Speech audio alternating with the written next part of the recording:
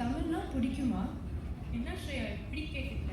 நம்மளுக்கு தமிழ் பிடிச்சதுனால தான் நம்ம தென்கூவர் தமிழ் சங்கம் இந்த மாதிரி நிகழ்ச்சி நடத்தி எல்லாம் ஒன்றா சேர்ந்துருக்கோம். அதுவும் சரிதான். கடைசியா நீ யார்கிட்ட தமிழ்ல பேசின? எங்கள் தாத்தா கிட்ட. அவருக்கு இங்கிலீஷ் தெரியாதா?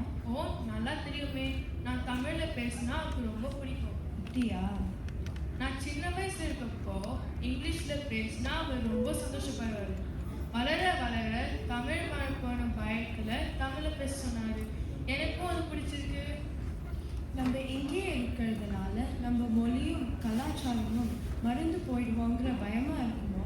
இருக்கலாம். அவருக்கு மட்டும் இல்லை, எல்லோரும் அப்படிதானே நினைக்கிறாங்க. நிஜம்தான். நம்ம மேலே ஏதாச்சும் தப்பு இருக்கா? தப்புலாம் எதுவும் இல்லைப்பா. நம்ம கொஞ்சம் கொஞ்சமாக மாறிட்டே வந்துட்டோம். நம்ம யூஎஸ்ல இருக்கிறதுனால தான் இந்த மாற்றமா? இல்லைப்பா, நம்ம ஊர்லேயே இதே நிலைமை தான். நம்ம ஊர் இருக்கட்டும், இங்கே எப்படி மாற்றம் வந்ததுன்னு சொல்ல முடியுமா? நம்ம அம்மா அப்பா இங்கே வந்தப்போ தமிழில் தானே பேசிட்டு இருப்பாங்க. இப்போ பாரு, நம்ம கூட இங்கிலீஷில் மட்டும் தானே பேசிட்டு இருக்காங்க. சரிதான். தமிழ் பேசுறது இல்லை, தமிழ் படிக்கிறதும் இல்லை. என் வீட்டில் கொஞ்சம் தமிழ் புத்தகம் இருக்கு. அதெல்லாம் நான் பிறக்கிறதுக்கு முன்ன வாங்கினதுன்னு சொல்லுவாங்க. எங்கள் வீட்லேயும் தமிழ் புத்தகம் இருக்கு. நீ சொன்ன மாதிரி எங்கள் வீட்டில் யாரும் தொட்டதில்லை. இப்போ புரியுது. தமிழ் பேசுறதை நிறுத்திட்டோம், தமிழ் படிக்கிறதும் நிறுத்திட்டோம்.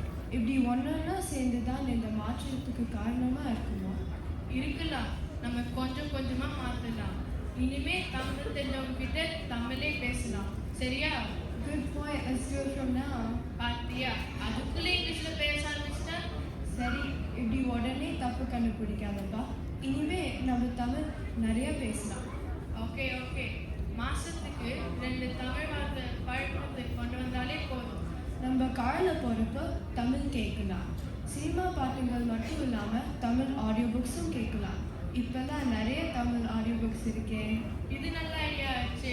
வேற என்ன செய்யலாம்? ஞாயிற்றுக்கிழமையில நம்ம தமிழ் வகுப்புக்கு முடிஞ்ச உதவியும் செய்யலாம். இதுவும் நல்ல ஐடியா தானே. அதுக்கப்புறமா ரிலேஷன்ஷிப் எல்லாம் தமிழ்லேயே சொல்லலாம். ஆன்டி அங்கிளுக்கு பதிலாக அத்தை மாமானே சொல்லலாம். நீ வேற, நம்ம ஊர்லேயே ப்ரோ டூருன்னு கூப்பிட்டு இருக்காங்க. இருக்கட்டும், அதுவும் நல்லா இருக்கு, இதுவும் தானே நல்லா இருக்கு. சரி ஸ்ரேயா, இப்படியே நிறைய தமிழ் போயிட்டு இருந்தா நம்ம எப்படி இங்கே சர்வைவ் பண்ணுறது? என்னப்பா இப்படி கேட்டுட்ட? எவ்வளோ பேர் பல மொழிகள் பேசுகிறவங்க இருக்காங்க. இதெல்லாம் நம்மளுக்கு சாதாரணம் தானே. ஓகே டூட், உடனே கோச்சிக்காத, சும்மா கலாய்ச்சேன். தமிழ் வளர்க்க வாய்ப்பு தந்த தமிழ் சங்கத்துக்கு